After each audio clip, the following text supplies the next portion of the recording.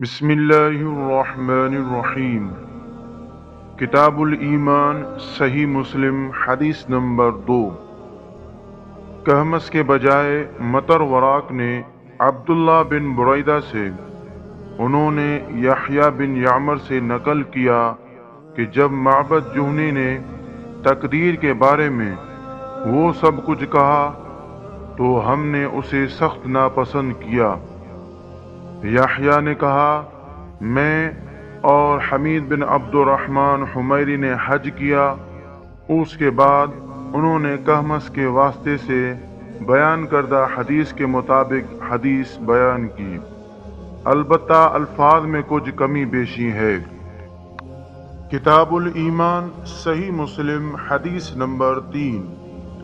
عبداللہ بن بریدہ کے ایک تیسرے شاگرد عثمان بن غیاث نے یحییٰ بن یعمر اور حمید بن عبد الرحمن دونوں سے روایت کی۔ دونوں نے کہا، ہم عبداللہ بن عمر رضی اللہ عنہما سے ملے اور ہم نے تقدیر کی بات کی، اور وہ لوگ منکرین تقدیر جو کچھ کہتے ہیں اس کا ذکر کیا۔ اس کے بعد عثمان بن غیاث نے سابقہ راویوں کے مطابق حضرت عمر رضی اللہ عنہما سے مرفوعاً روایت کی۔ اس روایت میں کچھ الفاظ زیادہ ہیں اور کچھ انہوں نے کم کیے ہیں۔ کتاب الایمان، صحیح مسلم، حدیث نمبر 4۔ معتمر کے والد سلیمان بن ترخان نے یحییٰ بن یعمر سے، انہوں نے عبداللہ بن عمر رضی اللہ عنہما سے، انہوں نے حضرت عمر رضی اللہ عنہ سے، اور انہوں نے نبی کریم صلی اللہ علیہ وسلم سے اسی طرح روایت کی جس طرح مذکورہ اساتذہ نے روایت کی۔ کتاب الایمان، صحیح مسلم، حدیث نمبر 5۔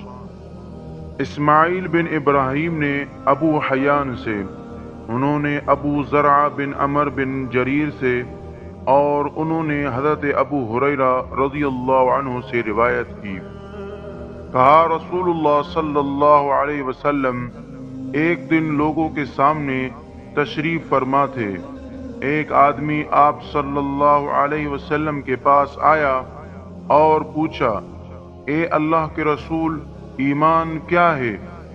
آپ نے فرمایا، تم اللہ تعالی، اس کے فرشتوں، اس کی کتاب، قیامت کے روز اس سے ملاقات یعنی اس کے سامنے حاضری، اور اس کے رسولوں پر ایمان لاؤ، اور آخری بار زندہ ہو کر اٹھنے پر بھی ایمان لے آؤ۔ اس نے کہا، اے اللہ کے رسول، اسلام کیا ہے؟ آپ صلی اللہ علیہ وسلم نے فرمایا، اسلام یہ ہے کہ اللہ تعالیٰ کی عبادت کرو اور اس کے ساتھ کسی چیز کو شریک نہ ٹھہراؤ، لکھی یعنی فرض کی گئی نماز کی پابندی کرو، فرض کی گئی زکوٰۃ ادا کرو، اور رمضان کے روزے رکھو۔ اس نے کہا، اے اللہ کے رسول، احسان کیا ہے؟ آپ صلی اللہ علیہ وسلم نے فرمایا، اللہ تعالیٰ کی عبادت اس طرح کرو گویا تم اسے دیکھ رہے ہو، اور اگر تم اسے نہیں دیکھ رہے ہو تو وہ یقیناً تمہیں دیکھ رہا ہے۔ اس نے کہا، اے اللہ کے رسول، قیامت کب قائم ہوگی؟ آپ صلی اللہ علیہ وسلم نے فرمایا، جس سے سوال کیا گیا ہے وہ اس بارے میں پوچھنے والے سے زیادہ جانتا نہیں، لیکن میں تمہیں قیامت کی نشانیاں بتائے دیتا ہوں۔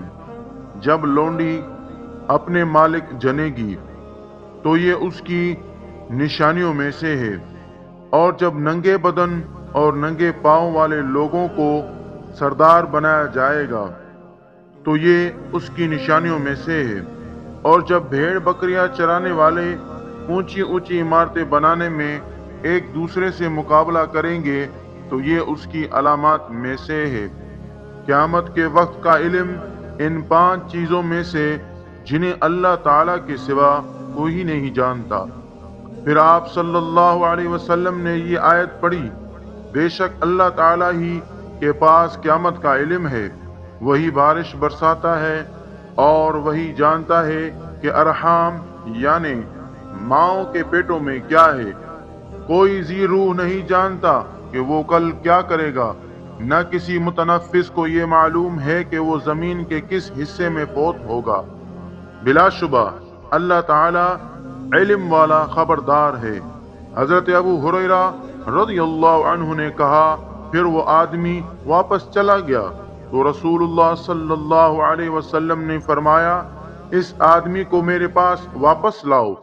صحابہ کرام رضی اللہ عنہم اسے واپس لانے کے لیے بھاگ دوڑے تو انہیں کچھ نہیں ملا۔